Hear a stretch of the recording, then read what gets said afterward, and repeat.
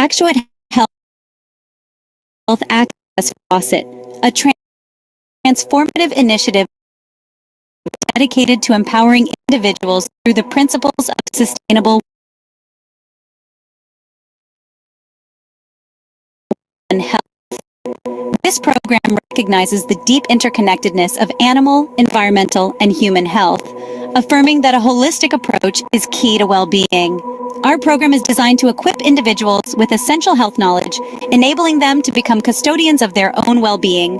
Through our hybrid Learn-to-Earn sessions, conducted both virtually via Google Meet and at physical locations, we engage participants from diverse backgrounds. These weekly sessions serve as dynamic platforms for learning, discussion, and collaboration.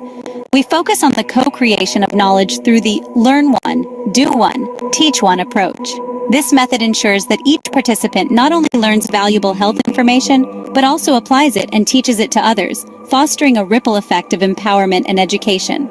By participating in the Actuate Health Access Program, individuals gain the tools and knowledge needed to improve their health and the health of their communities.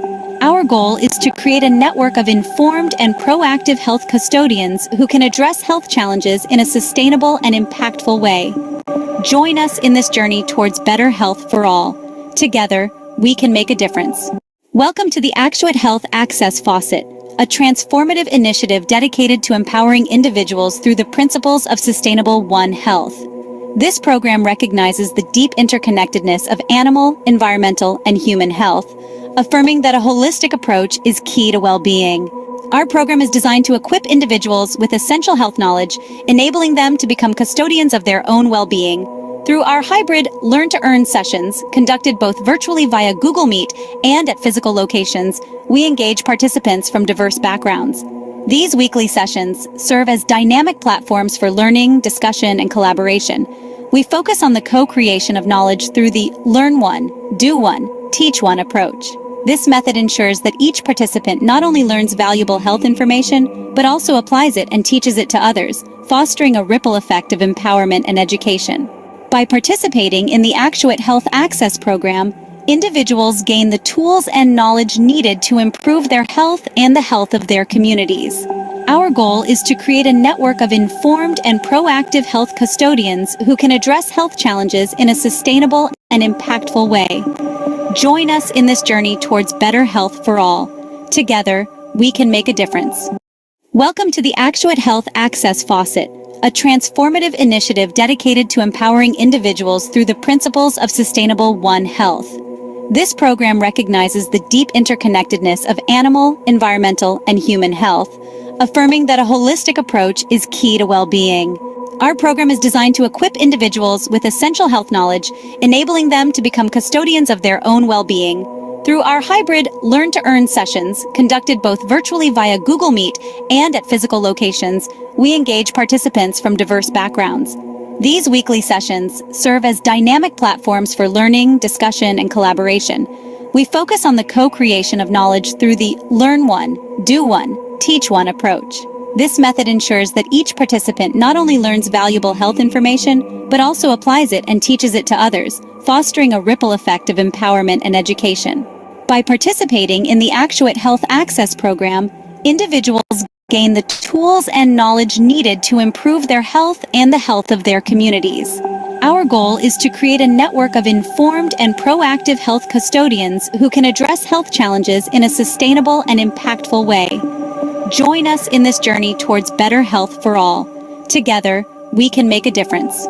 Welcome to the Actuate Health Access Faucet, a transformative initiative dedicated to empowering individuals through the principles of sustainable One Health. This program recognizes the deep interconnectedness of animal, environmental, and human health, affirming that a holistic approach is key to well-being. Our program is designed to equip individuals with essential health knowledge, enabling them to become custodians of their own well-being. Through our hybrid Learn-to-Earn sessions, conducted both virtually via Google Meet and at physical locations, we engage participants from diverse backgrounds. These weekly sessions serve as dynamic platforms for learning, discussion, and collaboration. We focus on the co-creation of knowledge through the Learn One, Do One, Teach One approach. This method ensures that each participant not only learns valuable health information, but also applies it and teaches it to others, fostering a ripple effect of empowerment and education. By participating in the Actuate Health Access Program, individuals gain the tools and knowledge needed to improve their health and the health of their communities. Our goal is to create a Hello, good evening, everyone, and welcome to today's health access session. As usual, we conduct these weekly sessions where we incentivize learning, where we empower individuals to be custodians of their own well-being and health. We have been doing this and this is the fourth cycle, the 8th session. So today we are going to learn. We are also approaching our summit, the Actuate Pre-Boston Nairobi Summit. Yeah, so it will be a big event, and the president of the summit will make an announcement about the changes and the good news of our summit, yeah, as we approach the end of the meeting. So before we start the meeting, allow me to take you through the day's agenda. So we will start by topic presentation, and the topic for today is cancer treatment and management in Kenya, and the topic master is Rogers. And then after that, we will have additional notes and comments from our CEO, Dr. Macharia Waringe. Thereafter, we will have an interactive session where members can raise questions, remarks, yeah, and share their opinions. And then after that, we will have the pre-Boston Nairobi Summit announcement from our president, Mr. Augustine Narokwe, and then we will conclude the meeting. So I encourage you to listen keenly and let's be active, let's engage. So allow me to welcome our topic master, Rogers. Rogers, you're welcome.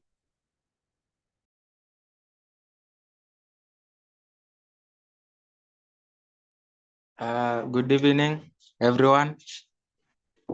Am I audible? Yes, we can hear you. Go ahead. Okay, so today I'm going to talk about cancer, the risk factors associated with cancer, how we can prevent cancer, and just a minute, please.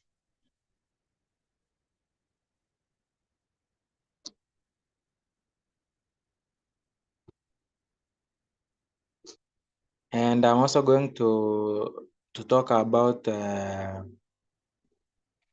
barriers to cancer treatment in Kenya.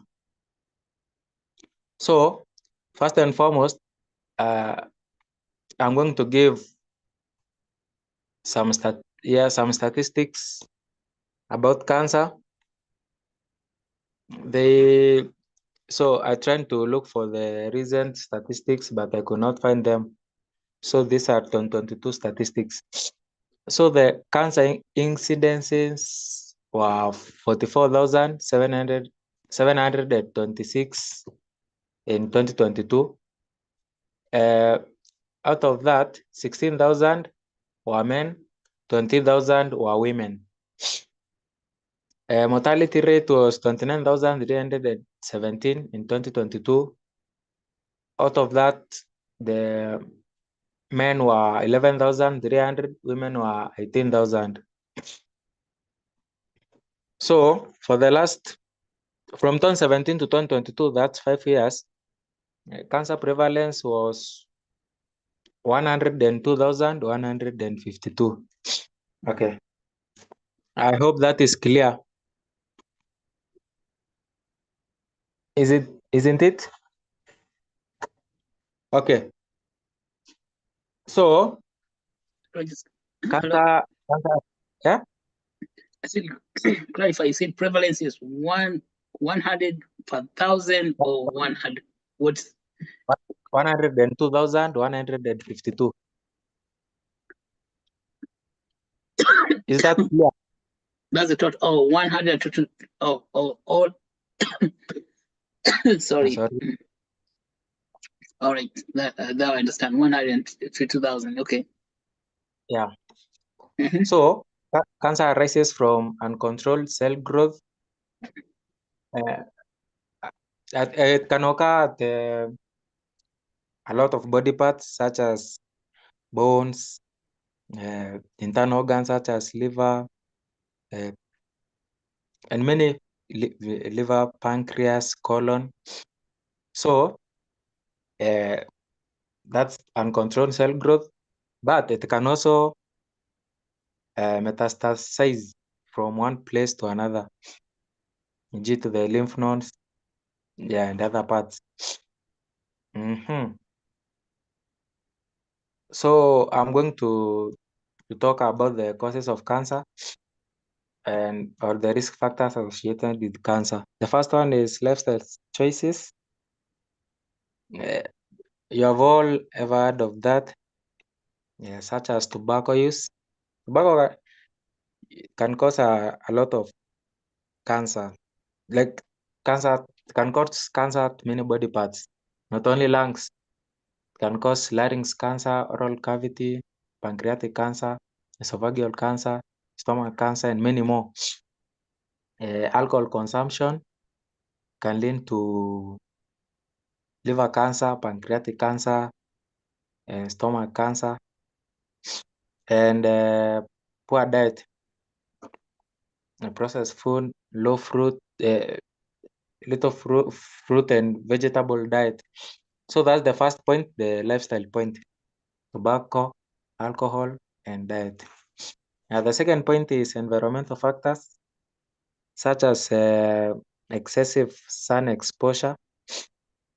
So the UV rays present in the sunlight can cause skin cancer. The other point is genetics. That's the third point. The fourth point is infection from some viruses and bacteria.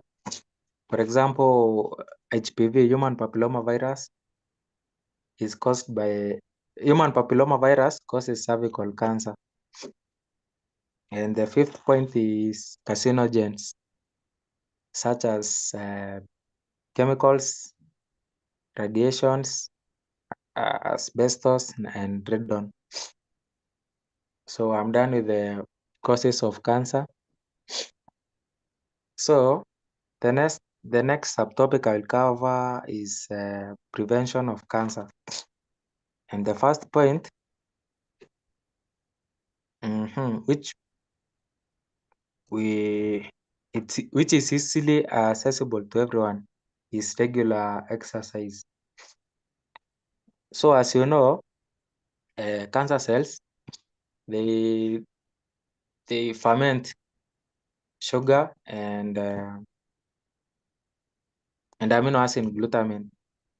So we should try and reduce carbohydrate in our diets. How can we reduce that? Through regular exercise.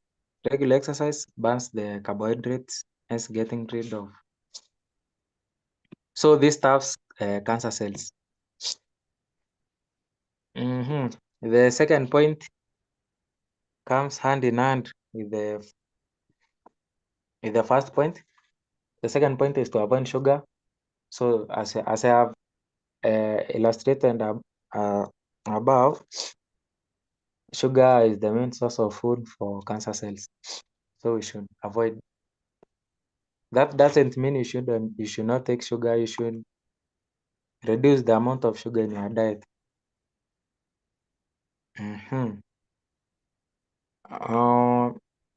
Usually take ketonic diet. This diet contains little carbohydrates and glutamine and full of fatty acids. So these are the type of ketonic diets. We have, they include the following, but not limited: fish, eggs, dairy products, chicken, avocado, and some vegetables. The fourth point is vaccination. This is more, it's usually used by ladies, and to prevent, this is to prevent cervical cancer. So for ladies, you should go for vaccination. And the fifth point is to avoid carcinogens. So you should not go near the radiations. Avoid drinking water contaminated with asbestos. You should avoid radon and these chemicals. These other chemicals. Okay, so the other thing I'm going to talk about is barriers to cancer treatment in Kenya. The first one is financial barrier, a high cost of treatment. Cancer treatment, including surgery, chemotherapy, radiotherapy, and supportive care is expensive. Many Kenyans lack the financial resources to afford this treatment, leading to delayed or forgone care. Most Kenyans lack health insurance coverage. Limited access to comprehensive health insurance leaves individuals with catastrophic out-of-pocket expenses for cancer care. The second point is human resource barriers. So there is shortage of oncologists and other cancer specialists. There's critical shortage of trained oncologists, radiotherapists, nurses, and other cancer healthcare providers in our hospitals. This limits the capacity to provide timely and quality care. Under that point of human resource barrier, there is a sub-point of brain drain. So this is where you find our skilled healthcare professionals often migrate to high-income countries, seeking better opportunities, exacerbating the shortage in Kenya. The third point is infrastructure and resource barriers. So limited access to diagnostic facilities. So in our hospitals, very few hospitals, like the referral hospitals or the specialized cancer hospitals, or maybe some level 4 hospitals have CT scanners, MRI machines, and pathology labs, which can detect and diagnose cancer at early stages. There is also shortage of radiotherapy facilities. Many regions lack access to functional radiotherapy machines, a crucial part of cancer treatment for many types of cancer. There is also lack of essential medications and supplies. Shortage of essential cancer drugs and other medical supplies further impede effective treatment. So the fourth point, societal and cultural barriers. So this is where we find here in Kenya, maybe someone has a sign of a cancer, but they are told that they are bewitched, so they should not go to a cancer facility. So they are asked to go to a traditional healer. He is the only one who can help him or her. So there are a lot of myths and misconceptions surrounding cancer. The fifth point is policy and governance barriers, inadequate cancer control policies and plans. Especially for third world countries, a comprehensive national cancer control plan is needed to address the multifaceted challenges of cancer care. So there is also limited government funding for cancer care and inefficient health systems. So that was all I had for today. Thank you for your time. Yeah. Thank you. Thank you, Rogers, for that insightful presentation, and thank you for bringing this crucial topic. Now, I will welcome our CEO, Dr. Masharia, to give us further remarks about the topic. Doctor, you're welcome. Thank you. Thank you, Gloria. My voice is disappearing. Gloria, you can hear me. Yes, Doc, we can hear Okay. you. Yes, cancer is a big problem. Big problem. Of course, the incidence of cancer is on the rise in Kenya, and not just Kenya, it's African nations. There are two reasons for the rise of the incidence of cancer. Number one is the actual incidence, the people actually getting cancer, more people. And number two is awareness. More people becoming aware of that disease. The people did not know what it was before. But so which one can explain the rising incidence more than the other? Is that because people are much more aware of it now? We have more research, we have more data, or is it because cancer is actually rising? I think that cancer is actually rising.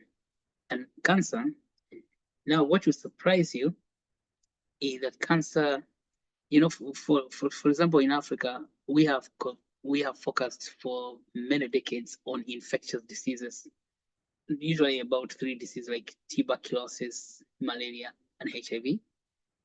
And then we don't care about all the other diseases. Then we got later on some sort of awareness coming about the non-communicable diseases, high blood pressure, and diabetes. And then now we're beginning to realize that there's another disease called cancer. Crazy. You see, that is a problem of thinking about disease in a vertical sense. One disease at a time. Let's talk about malaria. Yeah, let's do malaria. Let's do TB. Let's do HIV. And then let's talk about diabetes. And so we do not think about the holistic nature of human health. And that is a problem that has come with the way we fund healthcare or health provision. Health is provided. So the source of the people who are providing the money for healthcare, usually through grants, they focus on very specific diseases. So diseases like cancer, because they tend not to be profitable. Yeah, because when you get cancer, you can die. You're not going to make any profit for the companies.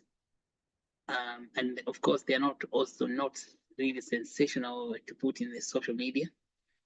And then people who are funding projects, they fund only those sensational projects.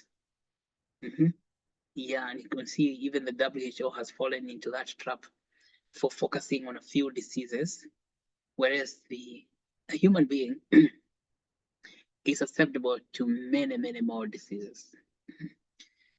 One root cause, you could say because the primary cause of all these diseases is lack of money. Poverty. Poverty will give you cancer, by the way, just in case you didn't know that.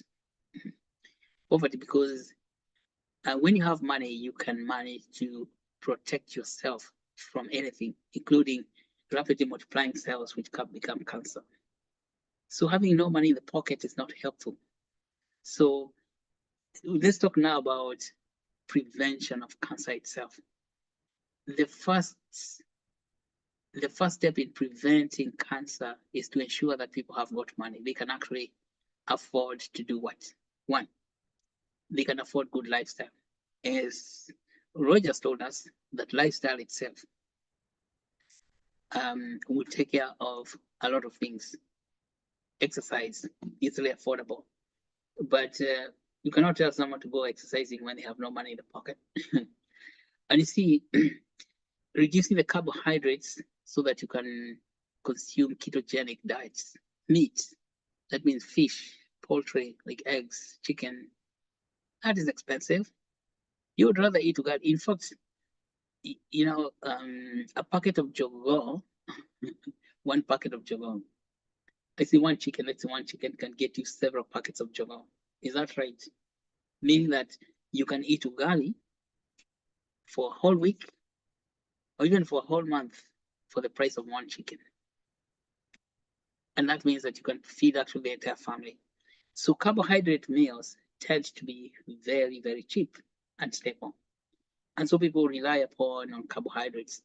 And so when you talk about now ketogenic diets, because these are low carbohydrate diets, you could say you cannot access them if you do not have the money. You don't have the choice. You cannot choose whether you're eating high carbohydrate or low carbohydrate. But then the other things that are low carbohydrates like vegetables, like sukuma wiki and spinach and all that. But that will not give you the oomph you need, the energy you need to complete your day. So having money, what I'm saying is supremely important. And what else does money do for you if you have money in terms of preventing cancer?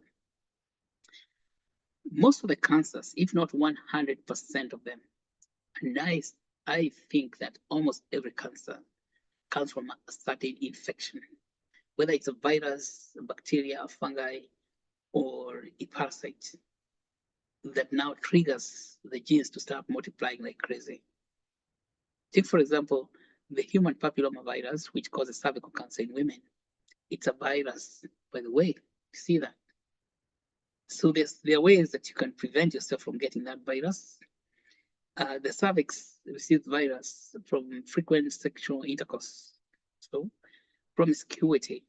So that is totally preventable. Yeah.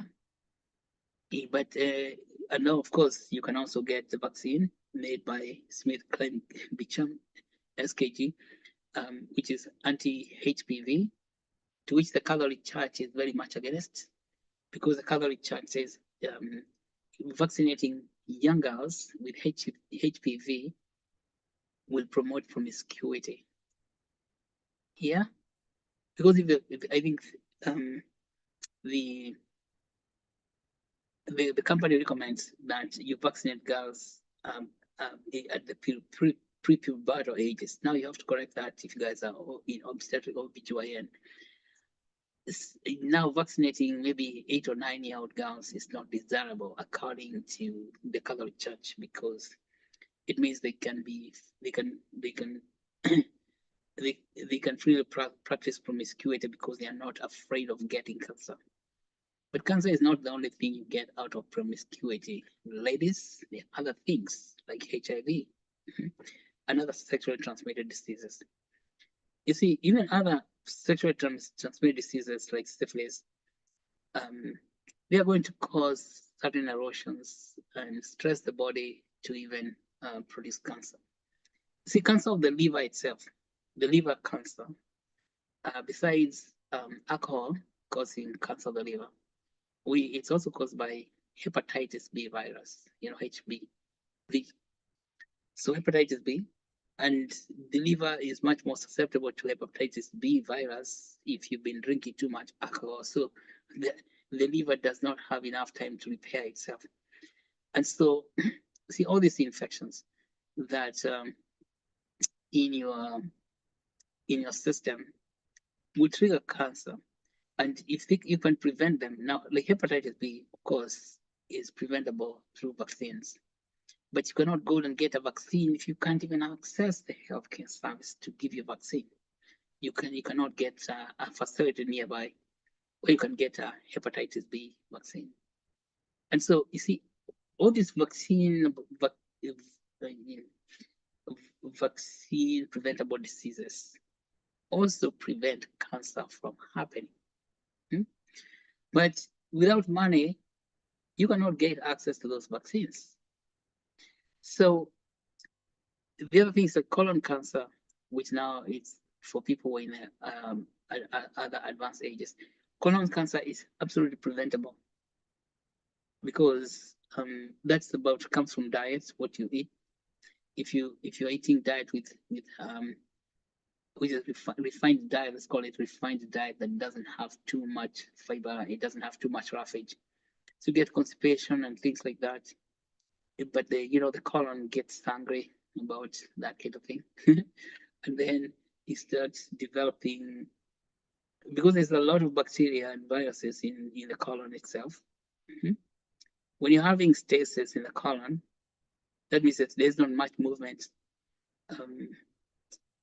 That this happens in people in their later years of life, midlife, maybe above 50s. We get frequent constipations, stasis in the colon. Then the bacteria and viruses have opportunity to multiply. And then they start forming papules, papillomas, just like the human papillomavirus. So this problem, eventually they can now turn into cancerous growths inside the colon and the colon. So we get colon cancer. That is totally preventable by getting a colon exam. That means that you have to go see a doctor, you get rectal exam and colon exam, and then they can actually cauterize or snip off those growths that are happening in the place. So you get the proper advice before those papillomas turn into become cancerous. Okay, so they can actually get removed. So that's why I say it's preventable. But you cannot gain access to such services, even to get colonoscopy. Where are you going to get colonoscopy if you don't have money? Yeah. And who is going to do that cauterization procedure if you don't have money? See, that is why now, and of course, when such things are happening, you are not aware of it. You do not know because it is painless. So unless you go and get checked. And that means that you have to be having annual checkups. Now, without annual checkups, then those viruses and bacteria, the papillomas, they're going to be multiplying in your colon the way they want, thinking it is paradise. And then the result is colon cancer. See, same thing with prostatic cancer for men. Prostate get enlarged. So a lot of men in the later years of life, the prostate get enlarged. Of course, there's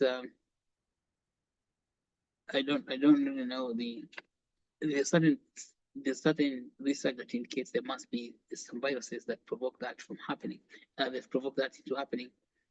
But then that the cancer of the prostate is also totally preventable if you can get somebody pick up what's called benign prostatic hyperplasia. The BPH, benign prostatic hyperplasia itself is benign. So it's not cancerous yet. That means the prostate can be removed and then you are happy after that. Okay. So all these things you can see. Then the other cancers that you could say lifestyle, like smoking, cigarettes. Now smoking cigarette until you get cancer, now that is suicidal. It's nonsensical. Why would you do that to yourself? Even drinking alcohol to the point that your liver is crying. Your liver is shedding tears. Say, oh please, stop harassing me. And he is asking, why do you persecute me? Remember that story with Paul? Paul on the road to Damascus, when he went and he was, I think he was riding a donkey, maybe a horse, can't remember. But then he was struck down by lightning, and then I think Jesus Christ appeared to him and said, Saul, Saul, why do you persecute me?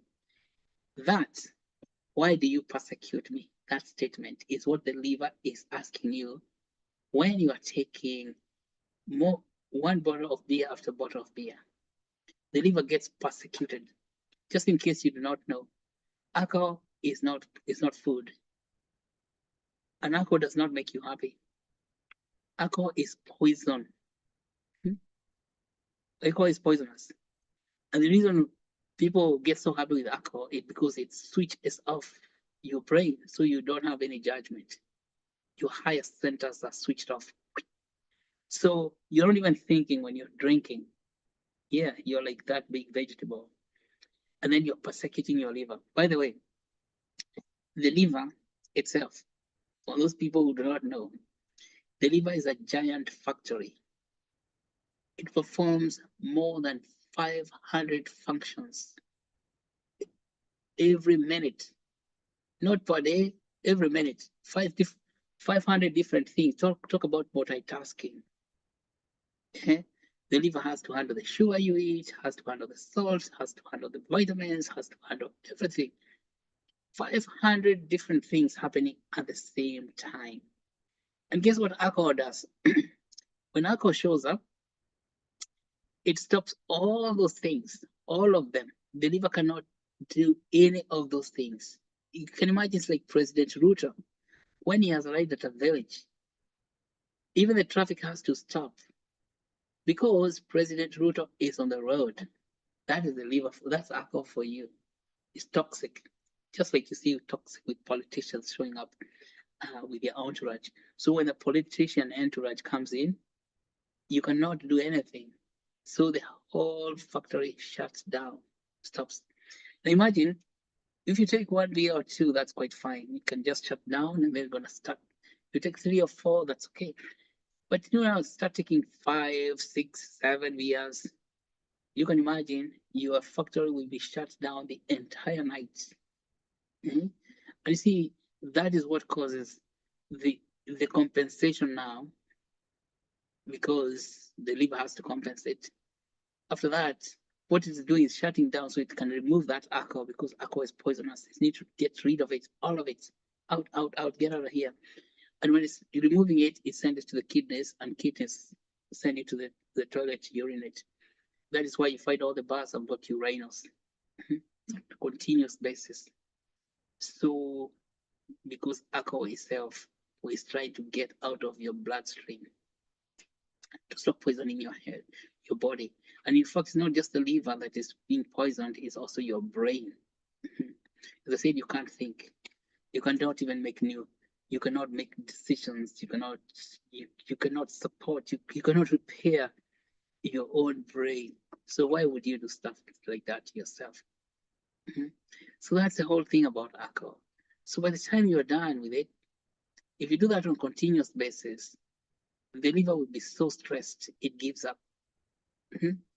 First of all, it starts accumulating fats, get a fatty liver. So the liver, your liver in a nona, instead of it being lean meat, gets fatty. And then that fat is not useful. It dies off and becomes a scar, fibrotic tissue. And that's what's called cirrhosis.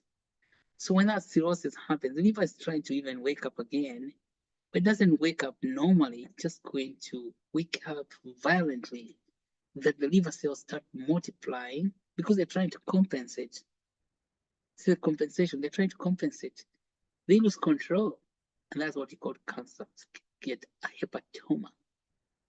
Yeah, after cirrhosis, you get hepatoma, the cancer of the liver.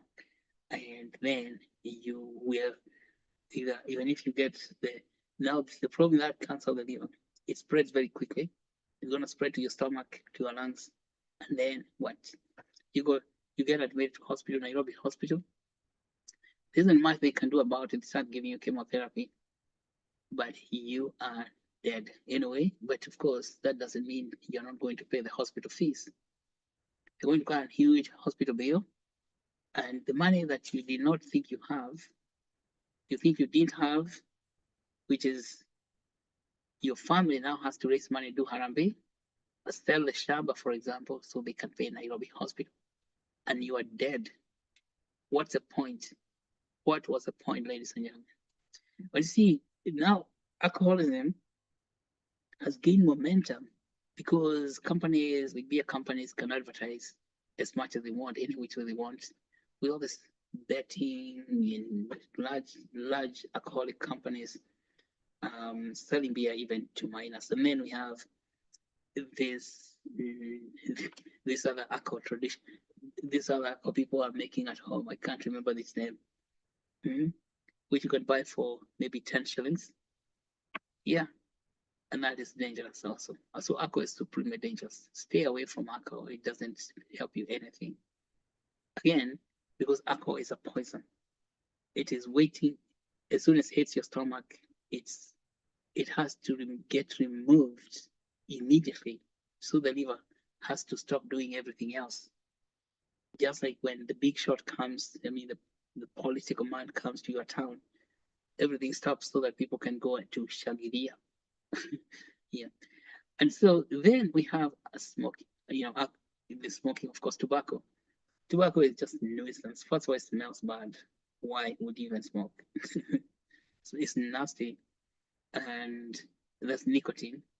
What that nicotine does, it fractures the DNA in your cells. Yeah, just fractures it. So as DNA is trying to repair itself, it gets fractured again, gets trying to repair it. And so all those things, repetition, fracturing, repairing, fracturing. Now, because it's trying to compensate what's being fractured, then it overcompensates and then it multiplies, becomes cancerous, becomes cells. So these are things that are preventable: smoking, drinking. But then we have other cancers that you don't know where they're coming from. Like cancer of the throat, quite common in certain regions of the country, like in Nyandarua. I saw cancer of the throat even around Kenya. So I don't know what was causing that, but nobody has actually done serious research to explain what is causing cancer of the throat, particularly among women. I don't know what's that. And so cancer requires, there's still a lot of work to do in cancer to find out besides, and as you can see, there's very close relations with the infections and of course lack of money itself. What is promoting such cancers? The cancer of the throat, cancer of the stomach. Yeah, there's another cancer of the stomach which is very notorious, known as Linus plastica. Plastica, Linus it's on the cancer, it's on the lining of the stomach. So you never get to feel it because it expands. I mean, it's because on the stomach lining, it is not solid, so it's not a mass, like a cancer mass, but it's on the stomach lining, and that is really terrible because it comes without warning and can keep on growing. By the time you get to know it, it's already in stage 4, which is dangerous. So such cancers like even Linus plastica could be too much acid secretion in the stomach for what? And you have seen that acid secretion in the stomach is also an infectious disease problem, like H. pylori, Helicobacter pylori. You see, eventually we are finding that cancer, its original cause is an infection in most cases. Because you have bacteria, even like Helicobacter pylori, that are driving acid secretion in the stomach. And that acid become too much, will end up causing stomach ulcers, and eventually those ulcers can become cancerous. And you can see now the causal relationship between that HP or Helicobacter pylori and the cancer. And HP is a bacteria, can you imagine?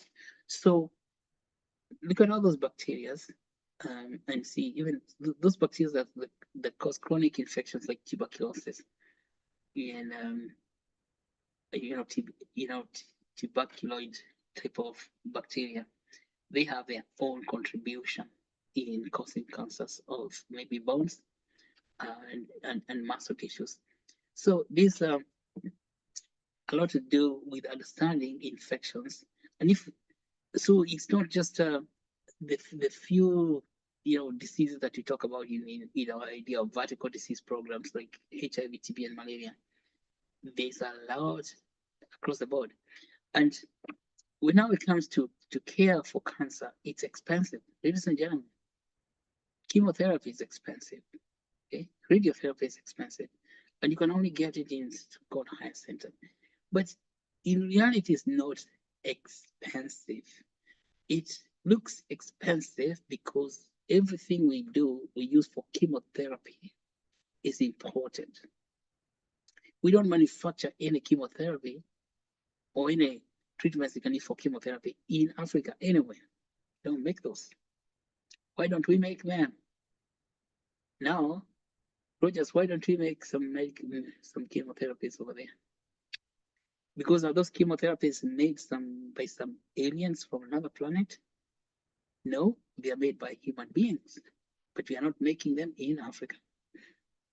When it comes to radiotherapy, machines that we use for radiotherapy, we don't make such machines at all because of the reason, because of no reason. There's no reason why we cannot make them. It's just we are not making them. Maybe we don't believe we can make them, which if you don't believe that's the reason, could say we don't believe we can make them. So we do not have faith in our knowledge. So where we are here talking about these things as people in Africa is to say, let's have faith in ourselves and start making those things in Africa. Chemotherapy is not expensive if you're actually making those chemotherapeutic agents in Africa, if you're making them on the ground in Africa. For example, if you grow your own maize and you want to cook mokimo, your mokimo will be pretty cheap. But if you have to buy that mokimo, say from Hilton Hotel, if you go to Hilton Hotel and ask for a plate of mokimo, you pay 3,600 shillings. That's mokimo. If you bought it from a kibanda, maybe you can pay 10 shillings. If you make it from your own shamba, it costs you maybe 2 shillings. See, that's the difference. So we are buying chemo. It's like buying mokimo from Hilton Hotel. Because you're going to buy that chemo from a company that is in Boston, Massachusetts. That chemo, by the time it arrives in Nairobi, it has all the taxations, everything, and it's not going to, you're not going to be charged like the price of, mokimo you've made out of your maize in your own village. You're going to be buying it like you are dining at Hilton Hotel. I hope that helps you to get a picture of why things are expensive. It's because you're paying top dollar price because we are buying as if we are paying the 5-star hotel level price. Now, in other countries, people don't pay. Where people produce their own things, they don't pay that top dollar price. See? And that applies not only to the chemotherapy itself, therapeutics, it also applies to radiotherapy because there's machines for radiotherapy. And then we say, how do we get there where we can manufacture our own things? And that's why we are calling us people in the summit. What is stopping us from getting there? Then even if we have, you say you're receiving someone is receiving chemotherapy, they need also palliative care. They need human resource, healthcare, human resource. As Rogers have said, the healthcare human resource, we are losing them by the day, every single day. I can tell you that for many years, Kenya alone loses 50% of the doctors trained there every single year. For example, if the University of Nairobi is graduating 100 doctors, 50 of them will be gone by the end of the year. Listen, 50% of the doctors trained in every year are going to leave the country. Now, I want you to think that for a minute. 50%. You know how much money it takes to train a doctor? It takes inordinate quantities of money. And how many years it takes to train that doctor? 6 years. And then you do all that work for training, and then they go. And when they go, they can never come back, no matter what you tell them. Because are they going to come back and get punished like the way we are seeing? because the people administering the health system do not respect the work being done by their own doctors. So the doctors have to engage in strike to try and convince the administrators that we are important people. Hey, look, we are doing important work. Same thing with the lecturers and the universities and all the other professionals who we do not respect. And then when they can find a place to go, they will leave in a flash. They don't even need Mr. Ruto to go and fight for them a job in Germany. No, no. They will find a job by themselves. Why? Because the demand for doctors is very high all over the world. They can work, so long as you can go to that country, you get certified, you can start working. So we can say the competition for that human resource is supreme. The Kenya itself cannot compete unless we become sensible in leadership. We compensate people well, people are paid properly, and we respect the professions. I've spoken to quite a number of people who read health organization, and they think that they say that, oh, these doctors are too much, they just think too much of themselves. That is what some CEOs of healthcare organizations would tell you. And they tell you if they want to strike, they can strike. You see, that is very misguided notion that we have to respect the professionals. Same thing with nurses. Now, the shortage of nurses in the United States is extremely high. That US alone can absorb all the nurses trained in Kenyan training schools every single year. All of them, 100%. All of them can end up in the United States and they're going to fight jobs. And here you have, you know, the healthcare leaders behaving as if, you know, yeah, that is what the problem is. The US can consume all the nurses you train every year. And guess why it would do that? Because it doesn't have to incur the cost of training them. They come already trained, it's like fully baked. They are fully baked. All they have to do is dress them up and then give them a job. And they even speak English. Can you believe that? And not only do they speak English, they speak very, very good English. You know, like the Queen Elizabeth herself. So it is, unless we learn to respect our own human resource, they shall leave us. So you can see that type of what do you call it? You know, the loss of human resource is incredible, and you can see it's disheartening to see our own president trying to tell people that he can fight them jobs abroad. He does not need to do any of that work. People will fight jobs abroad by themselves. What you need to do is respect the workforce that's in the country, create jobs, and pay people properly so they stay.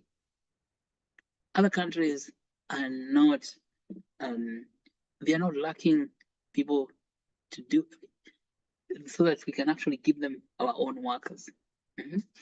So that's the big thing, and you see that's the big question. Number one, how can we manufacture our own medications and devices so that we can cut down our costs? Yeah, of chemo cost, the chemo. How can we then compensate our physicians and our nurses and our health providers, healthcare workers adequately so they don't have to leave the country? Nobody wants to go to live in another country because a whole lot of adjustment.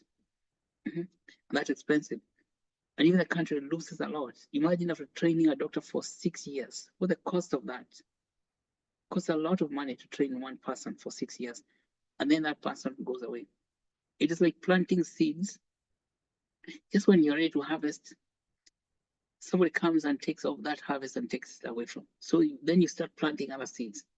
So you shall never, never, never make it. See? So the way we're going to make it, is stop losing our own people. We stop that bleeding. We bleed our own human resource, which we call brain drain, that drain. And so then even palliative care will not work unless we stop that brain drain, because palliative care needs a TLC, tender loving care, needs people who are trained in that tender loving care for people who already have advanced care. You know, they need advanced treatment for cancer. So you can see We have serious challenges that now we are ready to solve. And now we see in the summit, the ultimate solution for that, as you understand, is eradicating poverty. How do you do it? Poverty is not eradicated. You cannot eradicate poverty like you cannot eradicate darkness. Poverty is like darkness. You cannot scoop the darkness out of a room in order for the room to look bright. You say, okay, let's remove all the darkness in this room, in this house. We come with bucket loads, then we load or wheelbarrows like we get from the UDA party. Let us load all the darkness with wheelbarrows and put it outside. No, that is backward thinking. It doesn't work. Darkness does not exist. All you have to do is turn on the light, switch on the light, and you see the darkness that was there disappearing completely. Never see it. In the same way, poverty does not exist except in our consciousness. All you have to do is turn on the wealth button, switch on the wealth button, and then you see poverty vanishing, just like darkness disappears when you turn on the light. It's an on-off mechanism. And I think this is something that Mr. Ruto has not understood. It's not about selling your own human resource to other countries, exporting them, or participating in the brain drain that's going to get wealth in the country. It is by turning on the wealth button, making sure everybody has got the ability to get some wealth, to get some money. Everyone is out of poverty. Everybody. And that is what's called decentralized finance, decentralized wealth creation. Decentralization of wealth creation is a solution. So, and that is possible only on the blockchain, and we have that. And you see, the technology for that we're talking about is called Actuate token, and that's the message for this summit. So when people are wealthy, because in a decentralized finance, it becomes quite easy to assemble the innovation processes that we need for creating chemotherapeutic agents, innovations for creating the biomedical devices, because that's called capital formation, raising money. That's what it is. We already know how to raise money. We call it Harambe. We already know how to raise money. We call it Chama. We already know how to raise money, which we call table banking. The problem with that, raising money with table banking and Chamas and Harambes, is that does not appear in the money market. It doesn't appear in the capital market at all. So that money is not adequate. The money that's not in the capital market is not innovative enough to create innovation for things like chemotherapy. You cannot create a chemotherapy company, chemotherapy agent manufacturing company with a chama, money that you raise in a chama with. However, if that chama is on the blockchain, you can now solidify that money, get that money encoded if it's encoded in the blockchain, and the money is actually tradable on a place like PancakeSwap. Then it multiplies in a way that is incredible. That's what I'm telling you. Now you can see a token like Bitcoin itself. Bitcoin is just one token. And today, one Bitcoin is $94,000. Why is it that way? Imagine if Bitcoin was never put in the market. Would the Bitcoin rise to $94,000? No, it would be just a Bitcoin, which is not liquid. So that idea of converting Bitcoin into dollars is what's called liquidity. So the chamas, even if they raise money, that money is still not liquid because it's not in the market. It's not tradable. And the solution to that is figuring out that question, which now we have already figured out. So we cannot overcome cancer by talking about it, but we overcome cancer by creating wealth. Because poverty is the root cause of cancer. By the way, what you have just said, poverty Teach people to drink so they can feel good about themselves. Teach people to smoke so they can feel happy. Teach people to promiscuity so they can make money. We reach people to all kinds of things.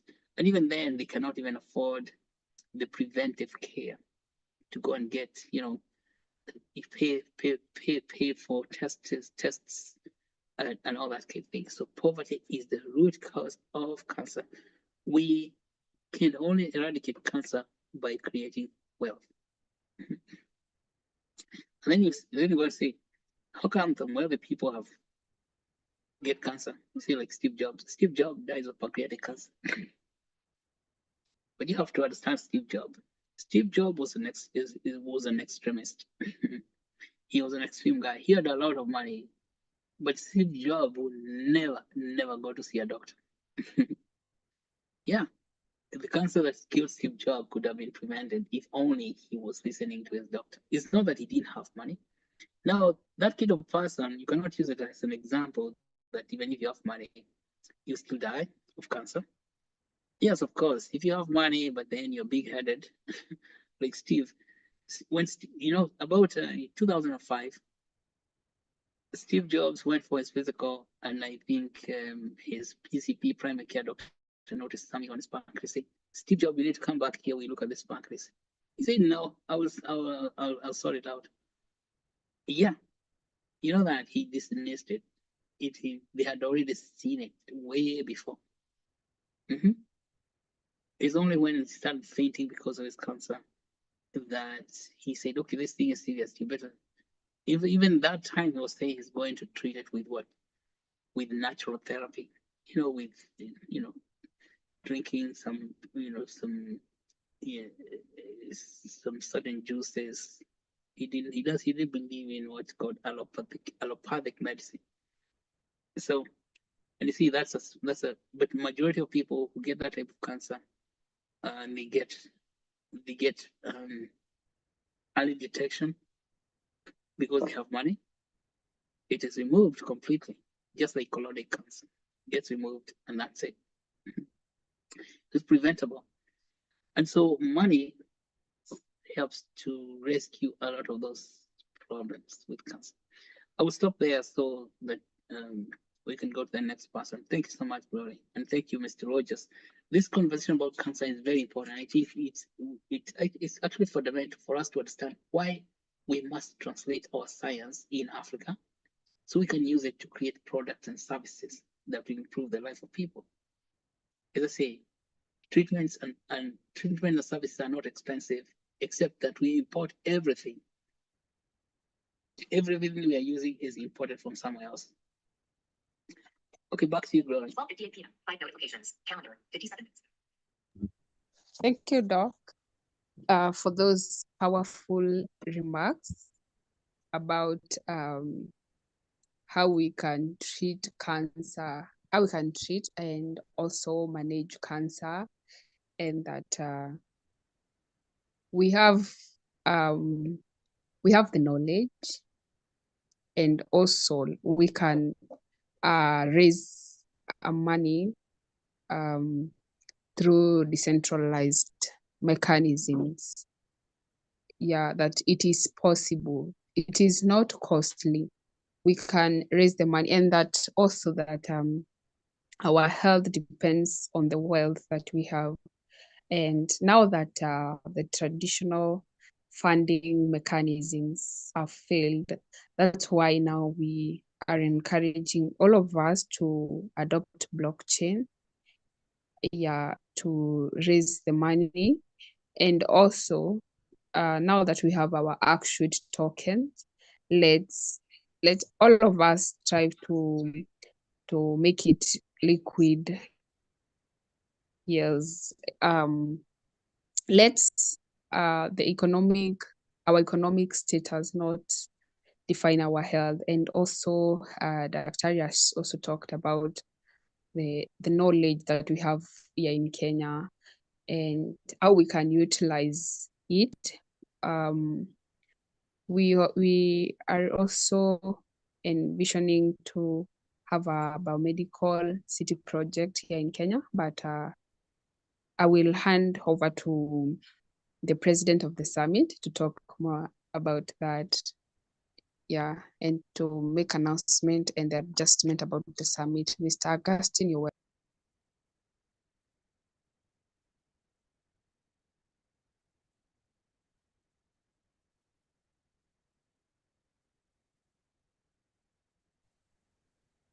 Thank you, Glory, and thank you so much, Rogers, for that topic. That was so informative, and also thank you, Doc, for shedding more light on the same. And thank you also everyone for joining us today this evening for Actuate Health Access session.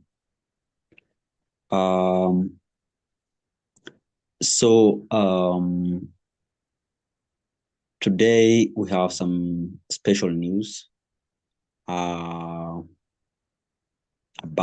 the Actuate Pre-Boston Nairobi Summit. And this is a journey we started earlier this year, actually late last year. And we came far. We reach out to many people, many places that we couldn't make without the summit idea. So the summit, again, for those who are new, is all about the theme of how we can use AI and blockchain to improve health and human development. And the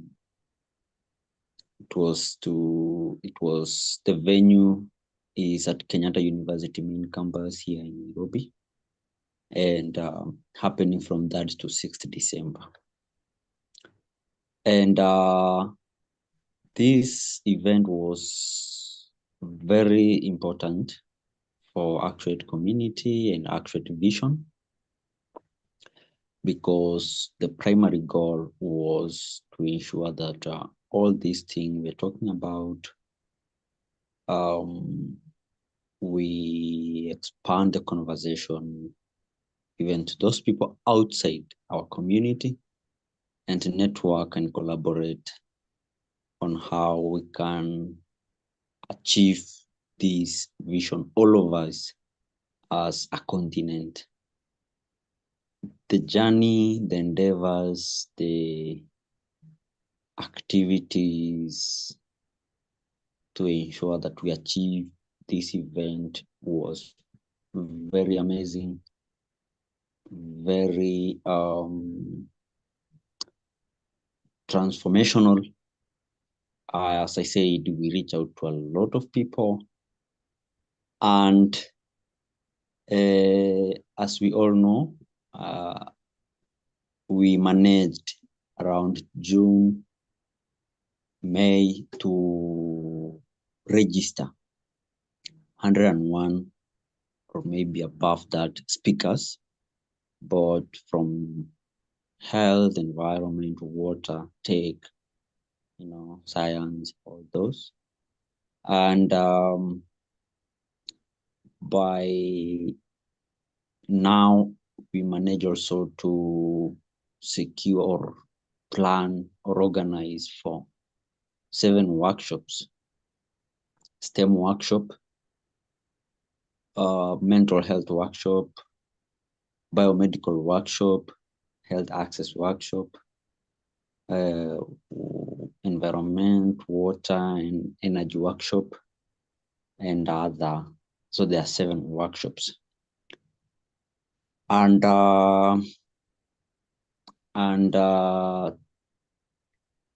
past few weeks, we managed to shift our initial strategy of attendees registration from a fee of $150 to a free pass opportunity, whereby people pay not actually pay, but own tokens, invest in the future, blockchain future, and use that as an entry to the event, that is the NFT number acquisition. That opportunity came a few weeks ago. And also we roll out the same time the poster or pitching competition. I must say that throughout the journey, we have set metrics, assessment of what exactly people want, how is all thing being received, how the whole thing about the Actuate token is being received, how the whole thing about blockchain and decentralized finance is being received, and our vision. And for sure, our primary goal we really achieved. As I said also, again, we reach out to a lot of people, ministries of health, land, investment, organizations, international organizations like WHO, institutions like Cambridge, private businesses and organizations, individuals, startups, hospitals, academia. The uptake is incredible. People are excited about this groundbreaking vision. It's really groundbreaking. And through our assessment and the current situation of our our country, there's a lot of struggles. For instance, let me give an example. People in Technical University of Mombasa showed interest, okay, as attendees, as poster presenters. But the logistics around it make it very impossible for people to sacrifice. The Kenyan situation is very bad. Let's say it's very bad. The state, the economy, the psychological state of people, and even the speakers we have. Nobody is stable, and for that, our assessment, it's not about anything else but our assessment. We realize that we gonna actualize this more by shifting the venue alone. Nothing else changed but just the venue from physical to virtual. And we have technologies like Zoom, which has features of breaking sessions from the main session to workshop sessions. So we assess the logistics, and the public demand is that we can actually complete this, not achieve, because we have already achieved our primary goal of selling the Actuate vision throughout this year to people. That goal is achieved. Now completing it, because of the nature of our country and every individual. For instance, even lecturers, there's a lot of strikes. Students in universities like KU, they are not even sure if some will graduate, some will do exams. We're just everybody's hanging, you know. So the unity in terms of achieving all these, reaching out to people, collaborators, even the venue itself, it's slow. Okay, look at attendees, the facilitation, the logistics bit of it. It's very hard to achieve. So that is why there is a shift of the venue, nothing else but the venue from KU to virtual. We have actually paid the 10% deposit, but we cannot just expect things to happen. We cannot just wait things to happen. We need to assess and adjust. So that is the news. That's the updates about the Actuate Boston Nairobi Summit. The same dates, the same time, the same program, the same speakers, the same workshops, the same guests, but now in the Zoom cloud. So, and what does this mean? There are some of the things, because you pay the free pass to invest in your future by acquiring Actuate tokens. That one, Doc will dive deeper into it, and also exhibition. Now we are also looking into that, but poster presentation, everything is nothing altered, nothing changed. It is just the venue because the underlying situations. So I will pause there, yeah, and hand over to Doc to shed, to comment. Doc, if you can hear me, over to you. Thank you, Augustine. Let me see, am I audible? I wonder. Yes, we Okay. can hear you. Okay, so Augustine, thank you for the good news. By the way, everyone, this is good news because this actually is by public demand. Now today, Kenyan public want to attend the summit, but they don't. I mean, they have to consider all the logistic issues. So we open the summit becomes open to everybody. It cannot be open if it's in one location, which is say at a centralized location. We decentralize. We are decentralizing the summit in the spirit of decentralization, decentralized finance. That means that instead of you going anywhere, the summit comes to you. First of all, congratulate yourself for winning that.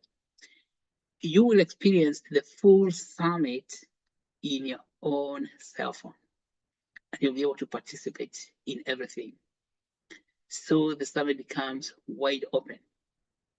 So first of all, you want to be happy. You won't have to go through all the problems of the physical world.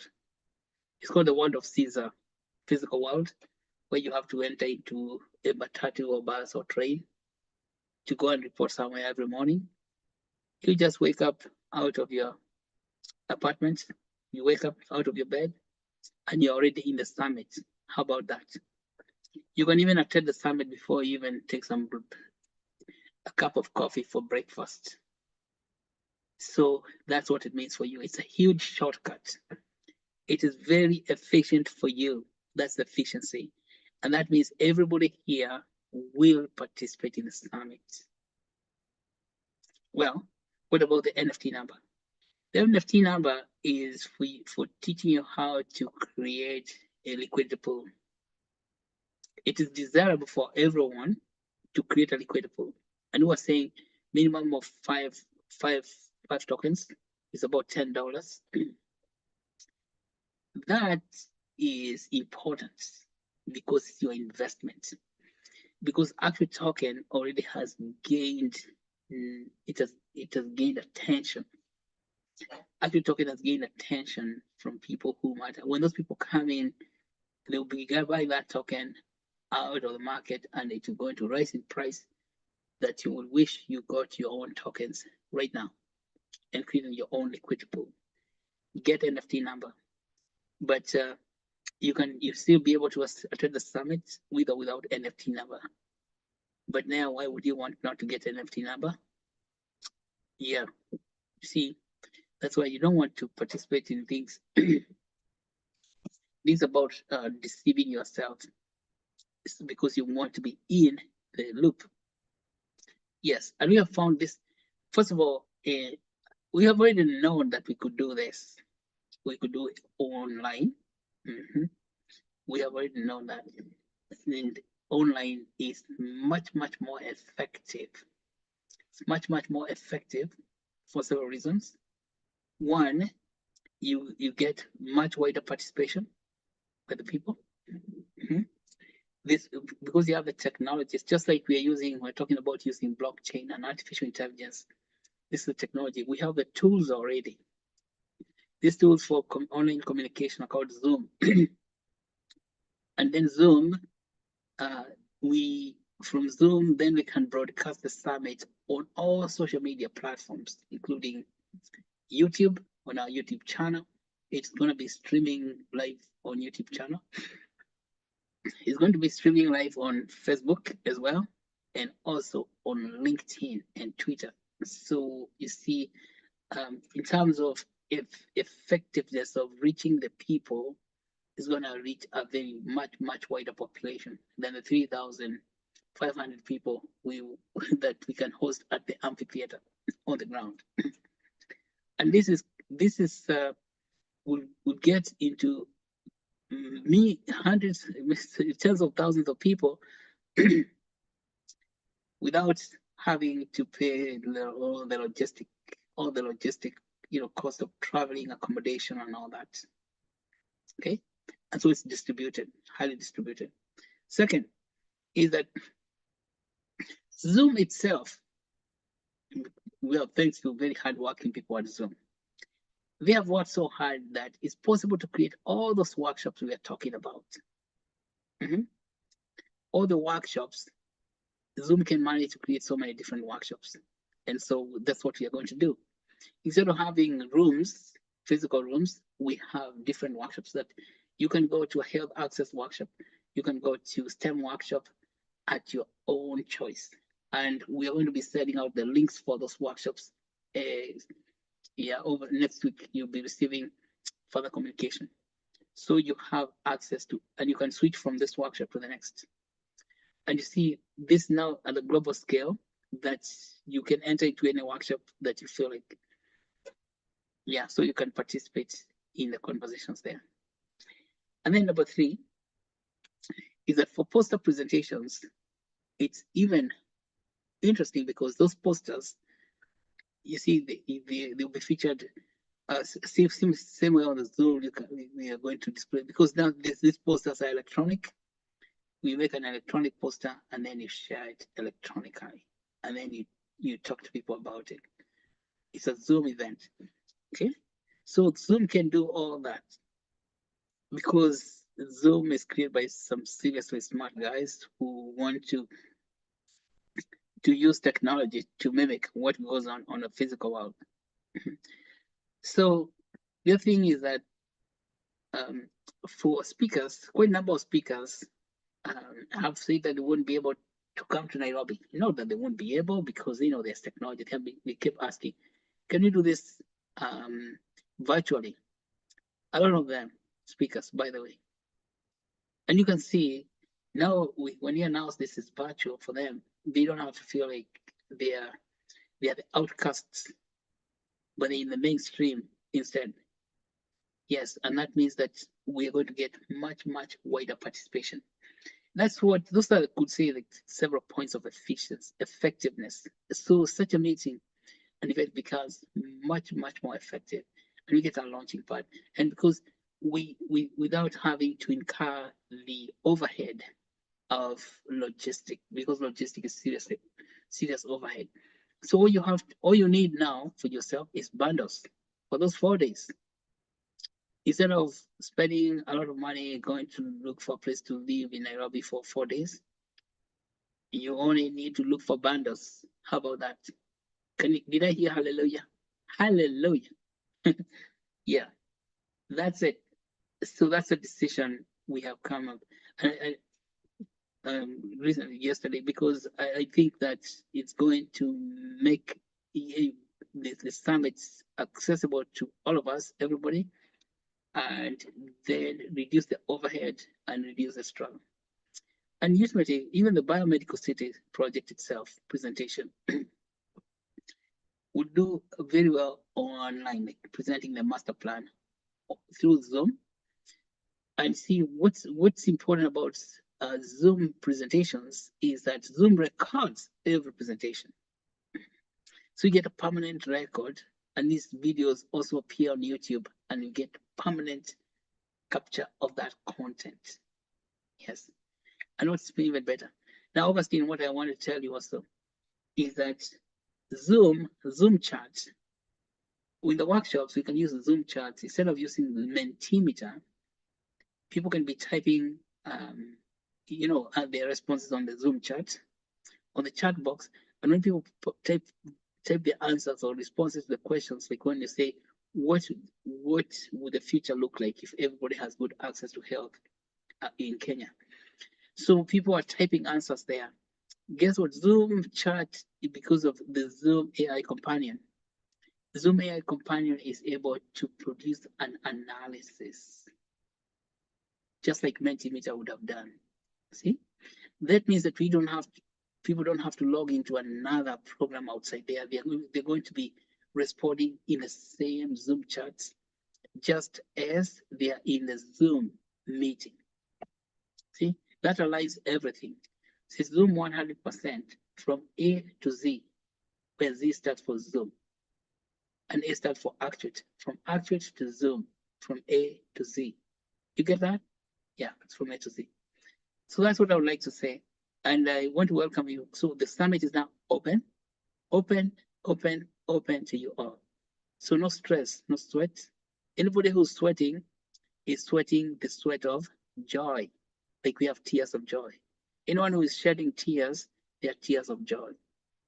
So we removed all that friction that is attributable to logistics. We call it logistical friction. How about that? Now, that's what I would like to add about that. Thank you so much, everyone. And as Augustine said, that the mission is accomplished. What we had started doing is complete. Now, all you have to do is to serve. It's like when you've been cooking food. When you finish cooking, the food is ready.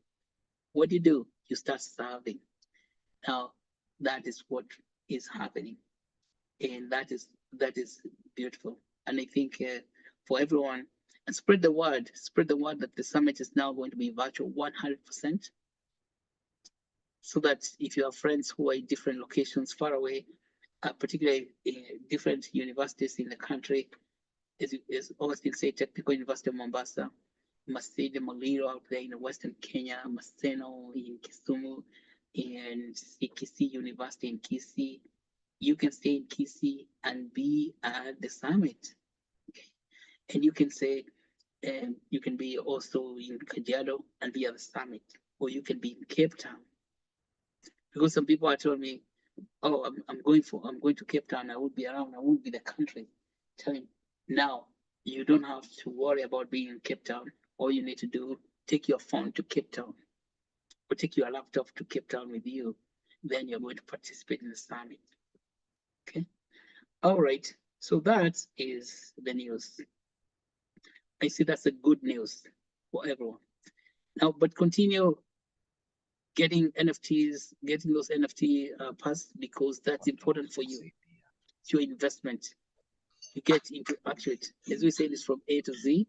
You want to be on the A side of Actuate itself. All right. So back to you, Augustine.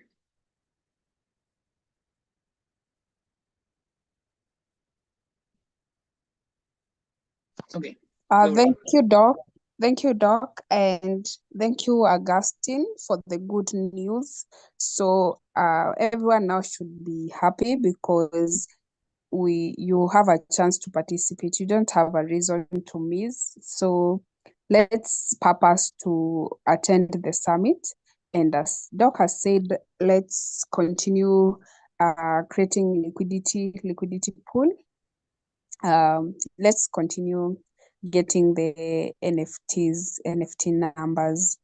So it's your NFT. It will remain to be your NFT number, and your Actuate tokens will still be your Actuate tokens even after the summit. So let's not stop creating the liquidity pool. It's been a great session. We have really learned a lot. And thank you to our topic master, and thank you everyone for joining. So unless there's any other concern, we are coming to the end of the session. The attendance form has been shared on the chat. So make sure you fill. Yeah, because we appreciate your time, and we appreciate you taking your time to learn. So we reward you with some Actuate tokens. So make sure you fill. And thank you for joining from cycle 1 to cycle 4, and from cycle 4 session 1, this is the 8th session. Let's keep attending the sessions, and let's keep inviting our friends to join us. So from today, spread the word about the virtual summit.